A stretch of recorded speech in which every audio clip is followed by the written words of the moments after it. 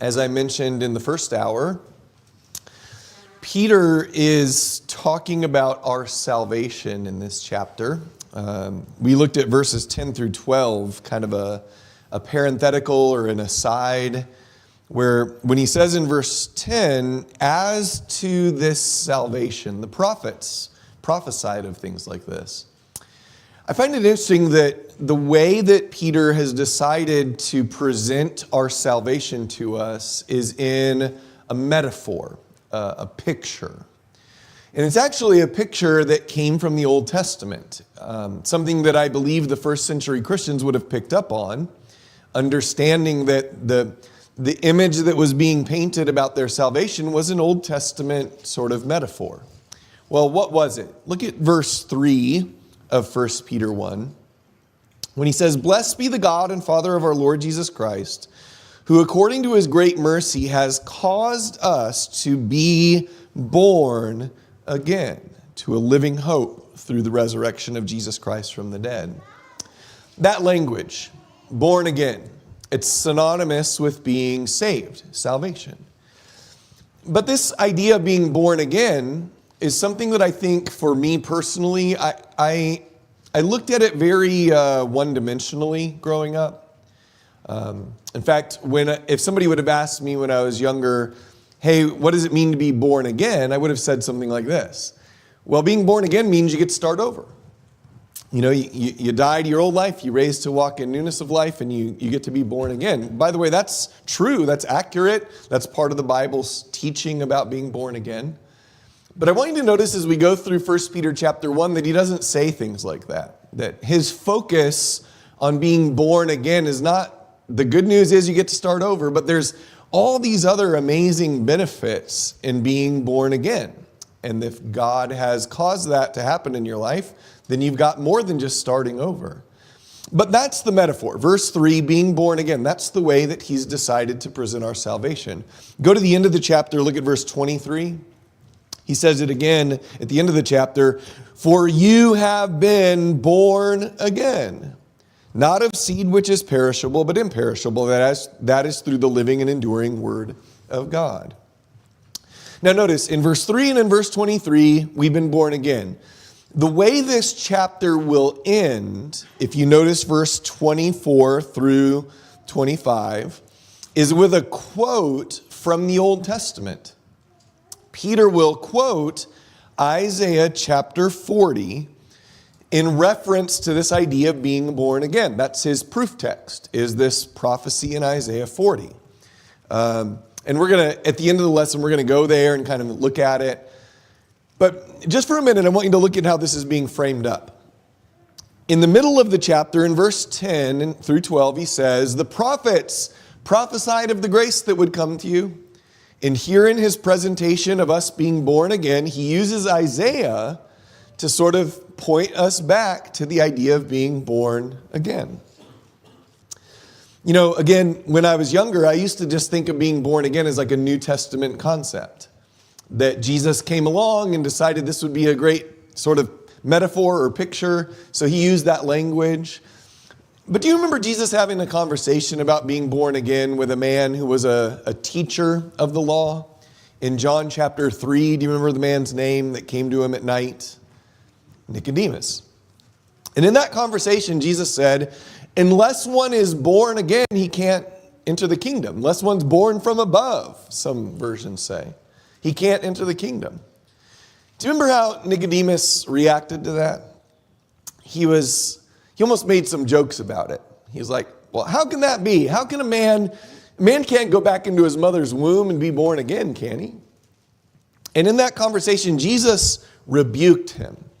In John chapter 3, around verse 10, he said, "Are you the teacher of Israel and you don't know these things?" Now, how could Jesus rebuke an Old Testament scholar for not understanding being born again unless being born again was an Old Testament idea? So that's important.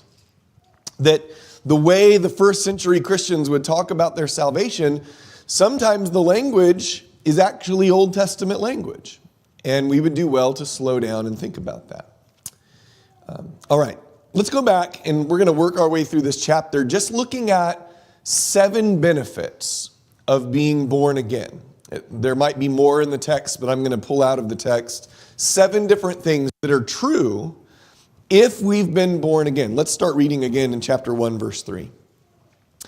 Blessed be the God and Father of our Lord Jesus Christ, who according to his great mercy has caused us to be born again to a living hope through the resurrection of Jesus Christ from the dead, to obtain an inheritance, which is imperishable and undefiled and will not fade away, reserved in heaven for you.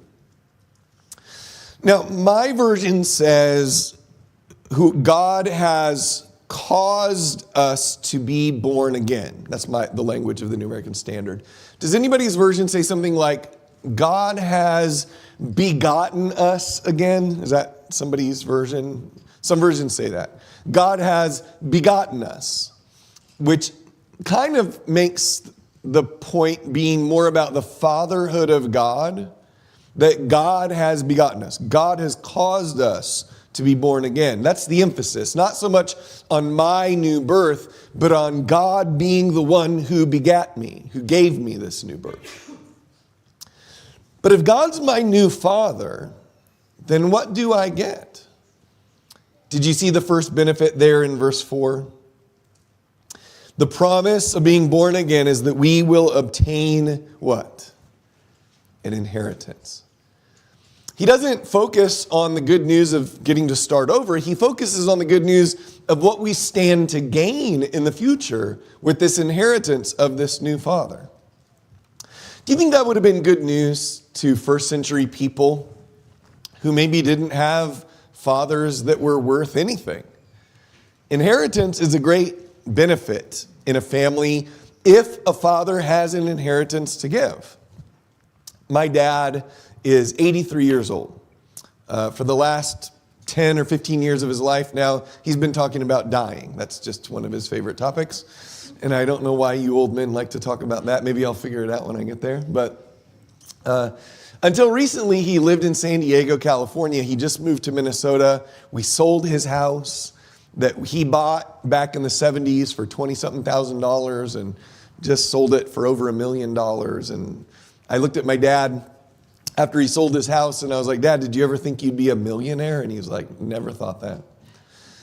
But one of the things that my dad has always talked about when he talks about dying is leaving an inheritance.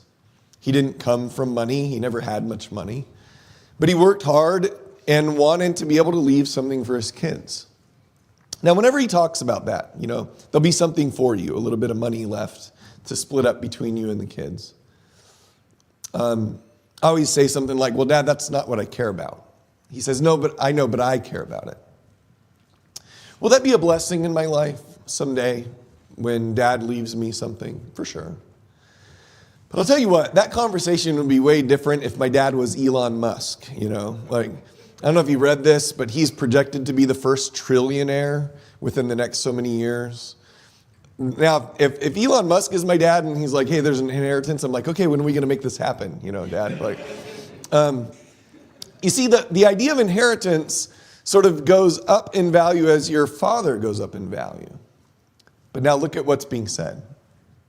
If God is your new father, you have an inheritance that is imperishable, undefiled, will not fade away. It's reserved in heaven. And everything that God has is yours. What an amazing promise that is. I don't always tell jokes in my lessons, but when I was first writing this lesson a long time ago or something like it, my then 8-year-old son, Che, he's now 21, he told me a joke that week, so it made its way into the lesson, and you guys get to hear it because I think it's funny and it will help this point be remembered. My son came up and he told this joke. He said, Dad, a little boy went to his grandfather and said, Granddad, make us sound like a frog. And the old man said, well, why do you want me to do that? And he said, please, just make us sound like a frog. And he said, well, I'll do it, boy, but you got to tell me why you're asking. And the little boy said, well, Mom said when you croak, we get to go to Disneyland. Where my 8-year-old son heard that joke, I don't know, but it was pretty funny to me. Have some of you already received the inheritance of your parents? Your parents passed away, left you a home or left you some things, and again, it was a blessing in your life. But likely for many of you, that inheritance sprouted wings and flew away. You've already spent the money.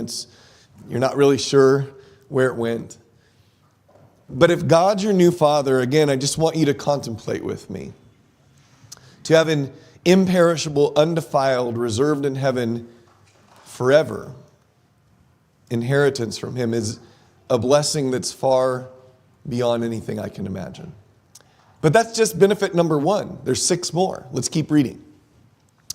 If we've been born again, let's read verse 5 now. Who are protected by the power of God through faith for a salvation ready to be revealed in the last time. You see, if God's your new father, you don't just have his inheritance, you have his protection. In the ancient world, again, think about it. Do you think that would have been good news for some? A slave who maybe didn't have a father, a non-citizen who wasn't Roman, didn't have any legal protection. If there was someone willing to take them into their family, to become their patriarch and adopt them, give them protection, do you think, again, that umbrella of protection would have been a benefit to them? For sure. But now listen to the preaching of the first century. You can be born again and have this inheritance and have powerful protection from your father. Do you believe in that, by the way? That God protects us with his power? I think there's a lot of false teaching around this. Guys get on TV or certain preachers get up and say, yeah, if you become a Christian, God's going to put like this bubble around you and your health will be all right and your finances will be okay and he's going to keep you from harm. He's going to protect you. You know, that's not what Peter has in mind at all. Look at the next verse.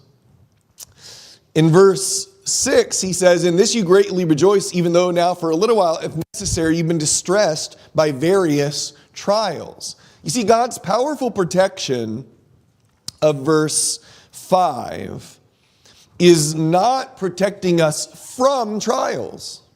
You still may get sick. You still may go through hard things.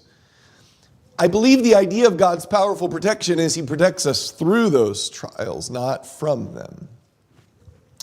But I want you to think about it for a minute. God powerfully protects us.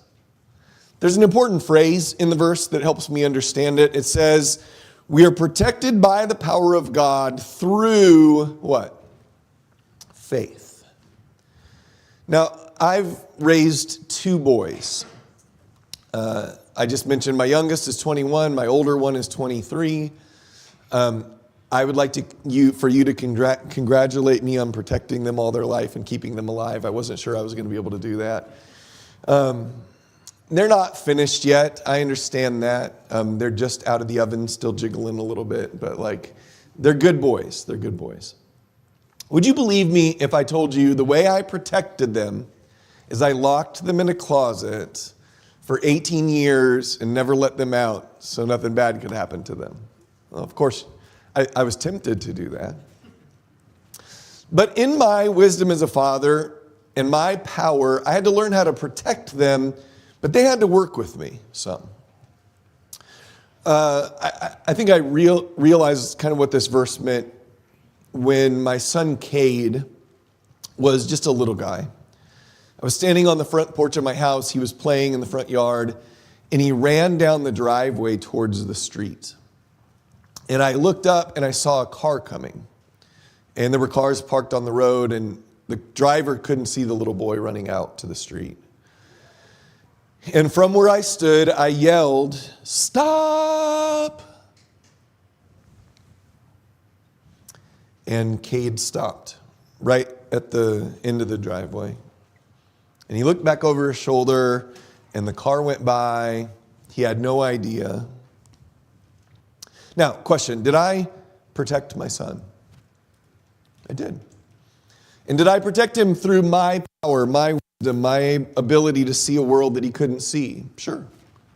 But do you know what really saved that boy that day.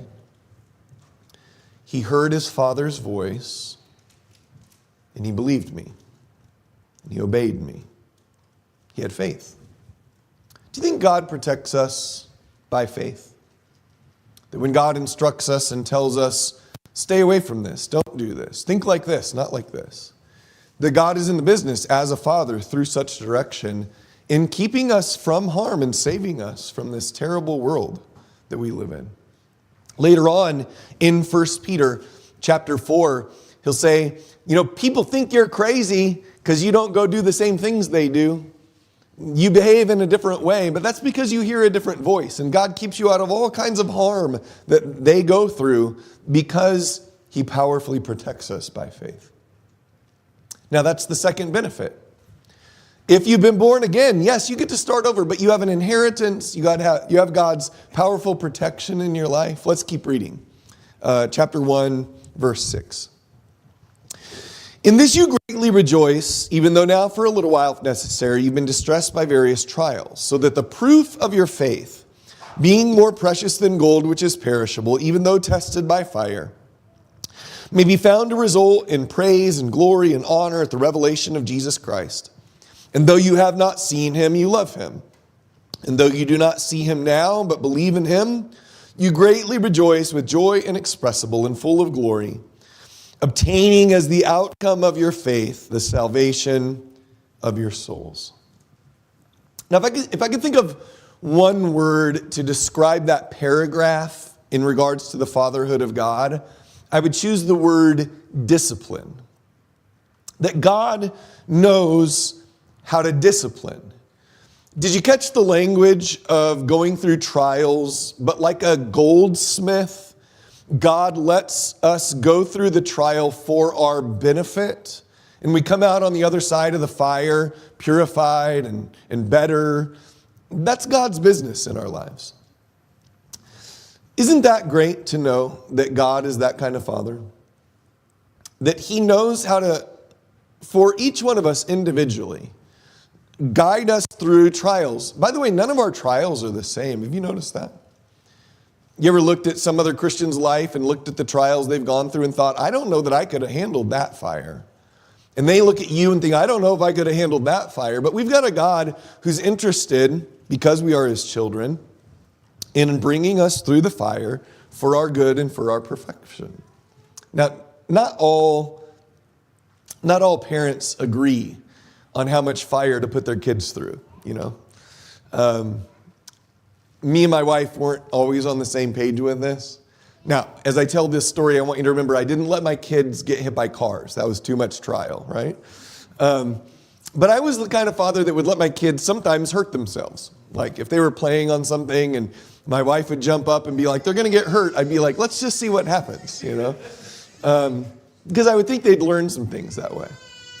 I remember one time Cade, when he was just learning to walk, I was preaching in Los Angeles, California, and there was like a ramp out in front of the church building for wheelchairs and things like that. And this little boy was standing at the top of the ramp, looking at it like he wanted to run down it. And my wife was about to stop him, and I said, let's see what he does, And so Cade stumbled a few steps down this ramp, and he fell flat on his face. Didn't even put his hands down. Landed on his face, skidded down the ramp. My wife looked at me like she was going to do that to my face. And my other philosophy was pretend like nothing happened. So I was like, just I told her, don't react. And he got up with tears in his eyes, and he looked at us, and I was like, good job, buddy. But he had blood on his face. And he kind of wiped it, and he looked at it. And he went back up to the top of the ramp, and he conquered it. He went down the ramp. And I was the greatest father in the world. I'm just kidding. But do you know what I'm talking about? That sometimes God lets us fall flat on our face, get hurt, learn lessons, goes ahead and cheers us on to keep learning in life how to do better. What a God we have as a father who promises his inheritance, who protects us, but also teaches us through the fires and trials of our life. If you've been born again, that's what you have. Now, I mentioned verses 10 through 12 is kind of a parenthetical. We've already talked about it. So skip over that. Let's go to verse 13 and continue on with this. What else do we have if God's our Father? Therefore, prepare your minds for action. Keep sober in spirit. Fix your hope completely on the grace to be brought to you at the revelation of Jesus Christ. As obedient children, do not be conformed to the former lusts which were yours in your ignorance, but like the Holy One who called you, be holy yourselves also in all your behavior, because it is written, you shall be holy, for I am holy. Do you see the language there of obedient children and father? And what's being said here? God says to us as children, you should act just like me. Be holy as I am holy. Let me be the example in your life. How many of you grew up in a family where your parents would say something like this? Do as I say, not as I do. You ever heard that before? What do you think of that? That a parent would live in a way in front of a kid and say, look, don't do what I do, do as I say. You know, I've thought about that and I think, well, maybe they're a hypocrite, but let me be fair. What else am I going to say? What else am I going to say to my kids? I've never been able to stand in front of my boys and say, everything I've ever done in my life was right. You should do it exactly as I do it. I've failed and I've messed up. But that said, some people use it as an excuse to be a hypocrite. And that's frustrating, isn't it? You know what? If God's your new father, you don't ever have to wonder about that. You've got a father now who can say, everything I've done, you do. Everything I think, you think. You be like me. I bet if I went around the room and said, hey, how many of you want to be exactly like your earthly parents? There would be very few people who would say, I want to be exactly like them. But now God, as our new father, can say to us, I'm promising you an inheritance. I'll give you my powerful protection if you'll trust me. I'll discipline you and I'll tell you, you can be just like me. Imitate me. Be holy as I am holy. What a benefit that is. Let's keep reading. Verse 17. If you address as Father the one who impartially judges according to each one's work, conduct yourself in fear during the time of your stay on earth, knowing that you were not redeemed with perishable things like silver or gold from your futile way of life inherited from your forefathers, but with precious blood as of a lamb, unblemished and spotless, the blood of Christ. For he was foreknown from the foundation of the world, but has appeared in these last times for the sake of you, who through him are believers in God, who raised him from the dead and gave him glory, so that your faith and hope are in God. A lot of great things to talk about in that paragraph, but two things that have to do with God's fatherhood. Did you catch it back there in verse 17?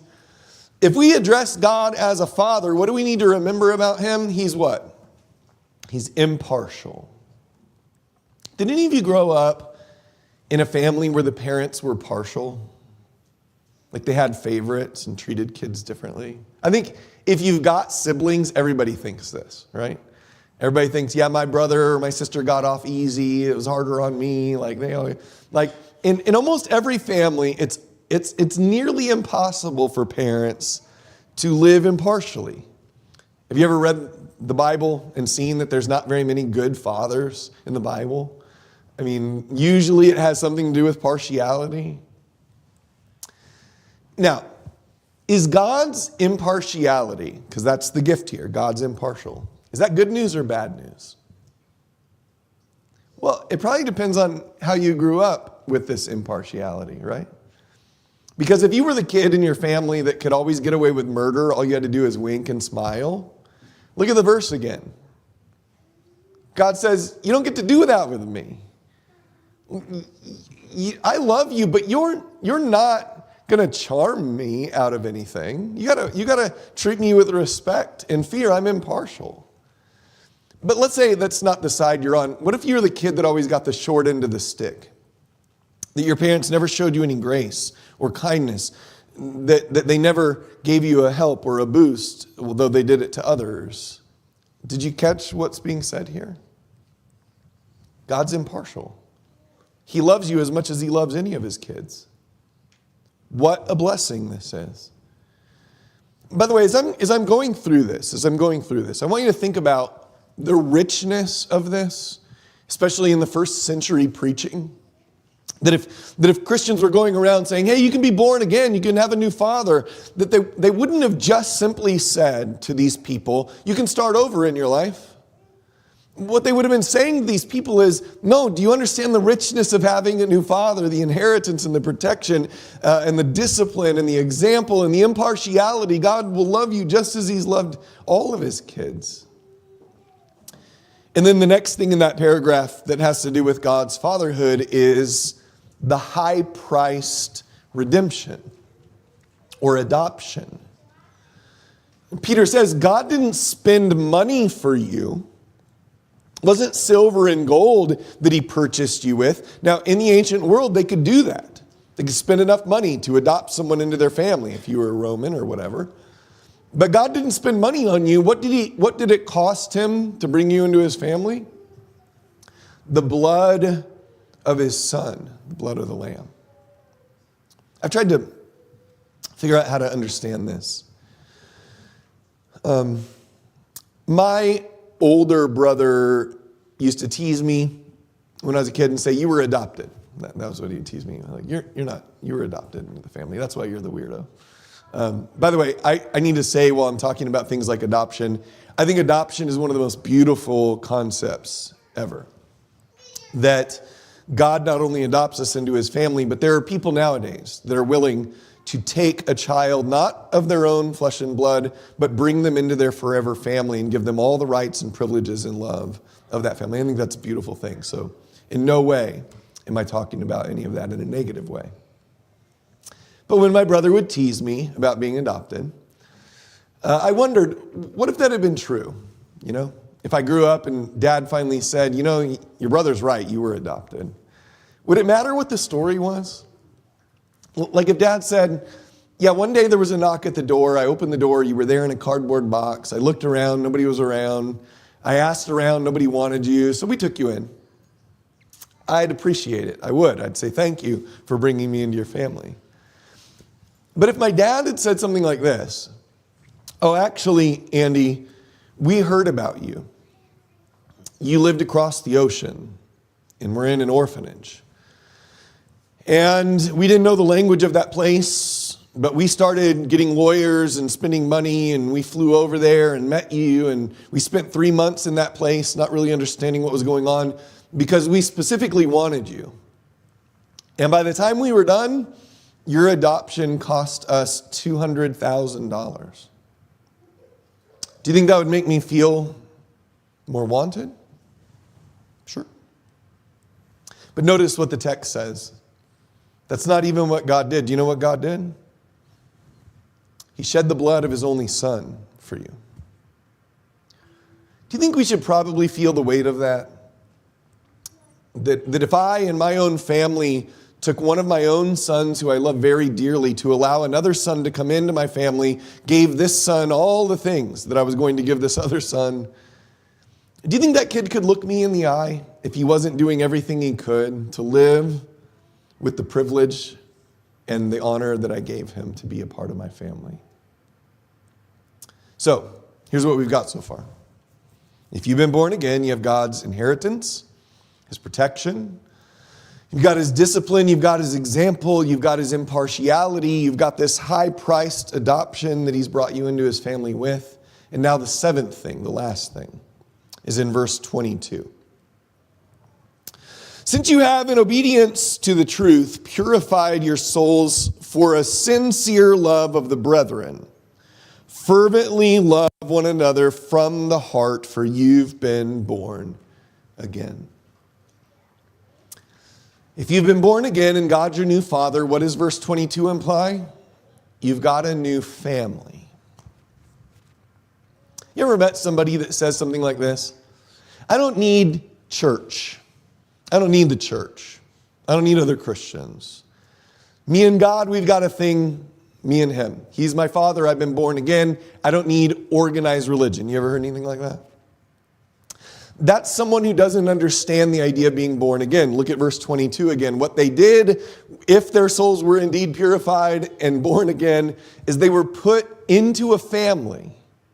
Other people like this, that they were called upon, look at the verse, to love. Folks, I wish that verse said, love one another. It doesn't say that. It says fervently love one another. I wish it stopped there. It doesn't stop there. It says sincerely and fervently love one another. I wish it stopped there. It doesn't stop there. It says sincerely and fervently love one another from the what? Heart. All right, this is a really hard question to ask out loud. Somebody's going to disagree with the question, but I'm going to ask it anyway. When did you stop doing that? When did you stop fervently and sincerely loving your brothers and sisters from the heart? And somebody will say, I never stopped. Okay, maybe you're better than me, but here's what I remember. The day that I was baptized into Jesus Christ, I loved all of God's family. I was all in and excited. And then somebody let me down, stabbed me in the back, showed their true colors, rubbed me the wrong way. And then I played this game of partiality that my father doesn't play, but I did. I fervently and sincerely loved certain Christians from the heart. They were my people. But these other ones, I just kind of loved them, you know. Do you know what will change the life of a church or the family of God, whether locally or even larger when Christians see each other, is that we understand the concept of being born again. Guys, we're going to spend forever together with our Father in a family. And if we don't learn to fervently and sincerely love one another from the heart, then we don't really understand what it means that God's our new Father. I don't know, what do you think of that? I mean, maybe I'm making something out of the text that's not there, but I think it's there. I think there's more going on in this. But when Peter presents our salvation in terms of being born again, he lists all these amazing images and pictures of what it means. But then he ends with this Old Testament passage of Isaiah chapter 40. But before I go there, I want to show you one more thing about verse 23 that I think is important. You see in verse 23 when it says, you've been born again, not of seed which is perishable, but imperishable. That's a weird thing to say. That I've been born of seed which is not perishable, but imperishable. Why would I even think otherwise? Well, I never really caught this until a friend of mine, Roger Polanco, who preaches in Harlem, New York. He preaches in Spanish. He asked a bunch of my friends one time, I wasn't there, but he asked them, hey, what do you guys do with 1 Peter 1:23? And all the English-speaking guys said, what do you mean, what do we do with it? We just teach it. And he goes, yeah, but in Spanish, it's really awkward to teach on. Because in Spanish, the word for seed, perishable seed, is human biological seed of your father. Like that's the word in Spanish. We miss that sometimes in the English. Do you know what Peter's actually saying in this verse? If you've been born again, you haven't been born again by your father's perishable seed, your earthly fathers. Every one of us that's been born of flesh and blood, do you know what that means? It means we're perishable. It means we're going to die. But if you've been born from above, born again, you've been born with seed that's not perishable. Where did this idea come from? Isaiah 40. Let's go look at it. Isaiah chapter 40. And we'll finish the lesson in this text, but we got a few more minutes here to look at this. Now, I'm going to be in Isaiah a few times this week, so let me give you like a real simple outline of Isaiah. There's different ways to do this, but this one might be memorable. Isaiah has 66 books, 66 chapters. Isaiah has 66 chapters. The Bible has 66 books. Maybe you've heard this before. Your Bible that has 66 books has two divisions, the Old Testament and the New Testament. How many books are in the Old Testament? How many books in the Old? 39. 39 books of the Old Testament, 27 books in the New. Did you know Isaiah is outlined the same way? There's 39 chapters of something, and then 27 chapters of something. And chapter 40 is the pivot.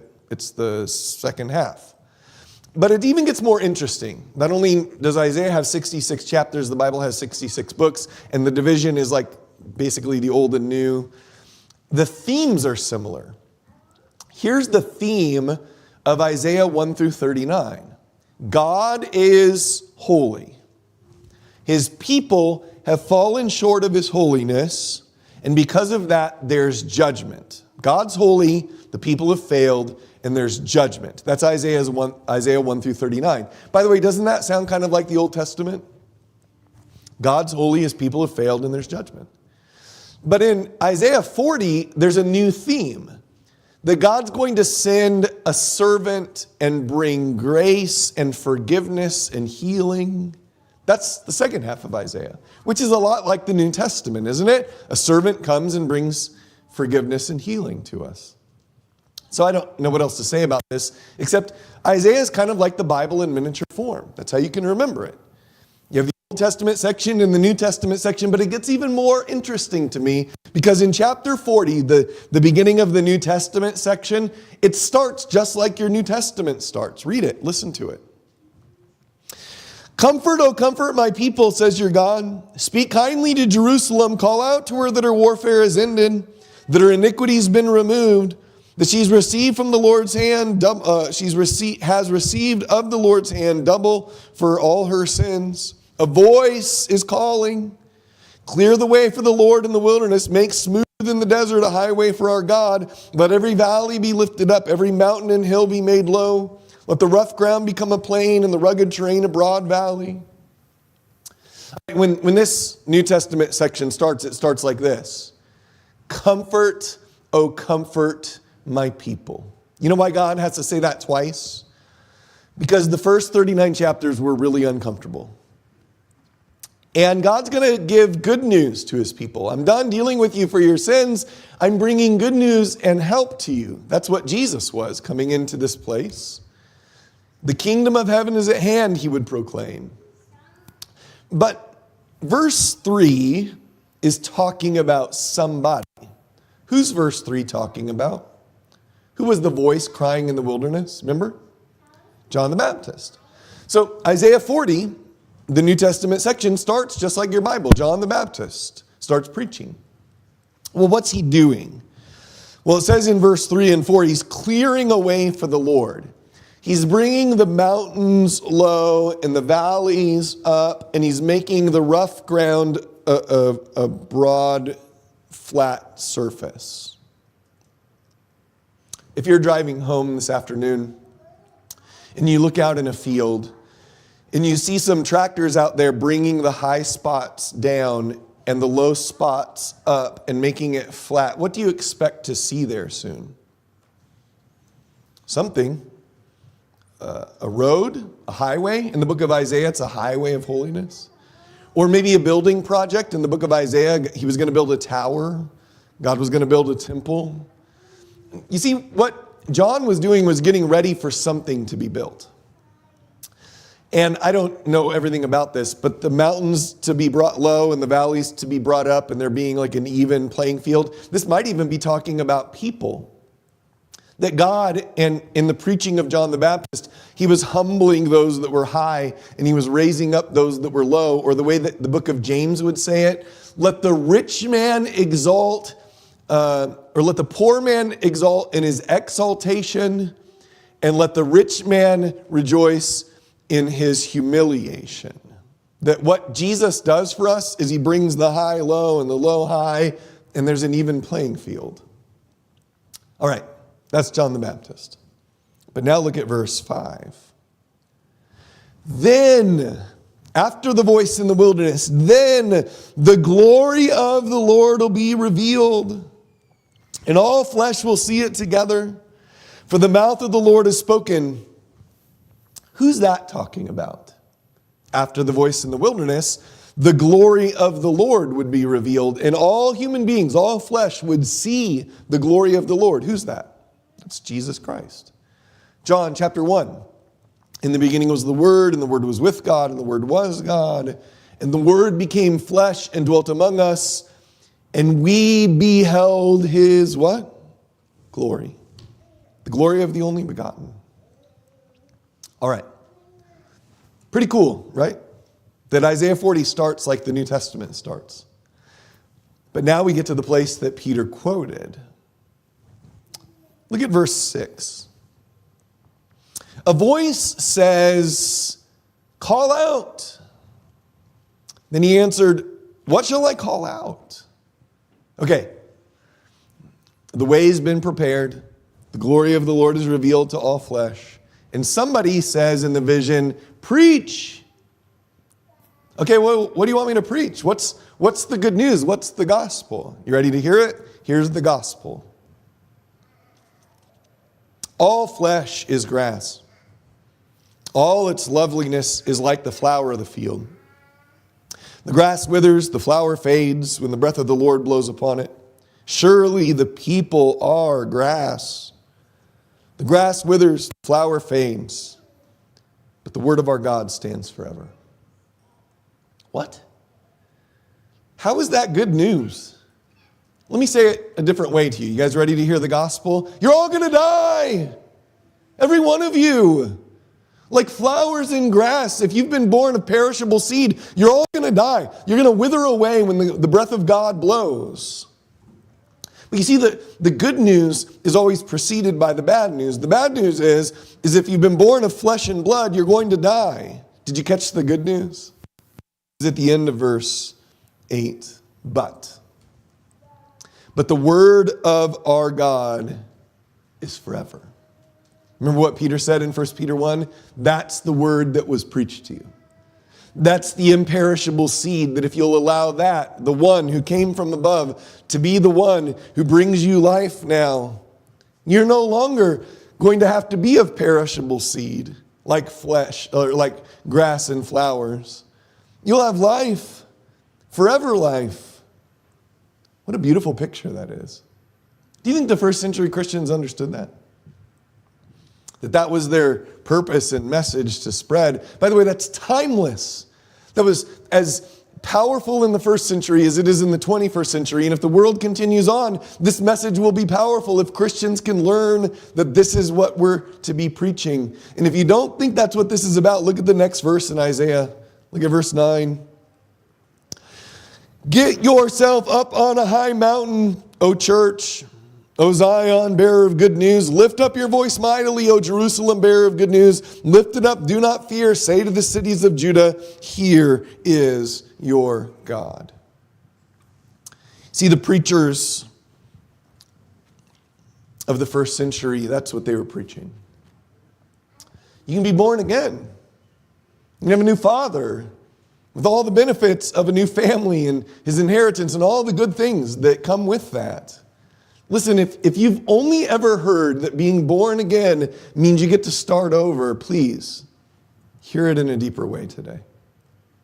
There's so much more that is ours if we've been born from above. We offer you that invitation. We're going to sing this song together. If we can help you in any way, let us know while we stand and sing this together.